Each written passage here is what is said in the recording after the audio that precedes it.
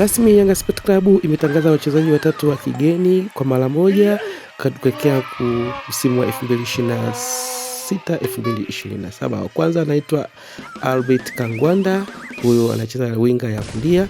Amekuwa na rekodi njema katika vilabu vilivyopita na imempa nafasi ya kuweza kuchaguliwa kujiunga na klabu ya Yanga. Wa pili anaitwa Hussein Zakani, huyu anacheza nafasi ya kiungo, pia rekodi zake zinabeba hata kuweza kutazama na jicho la tatu na klabu ya Yanga.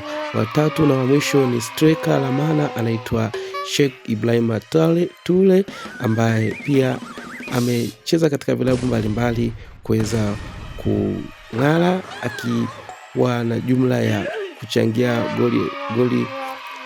jumla magoli 26 katika msimu uliopita. Umepokeaje usajili huu? Tuandikie maoni yako kwenye comment section, tutakuletea rekodi ya moja katika channel yetu. Endelea kutufuatilia.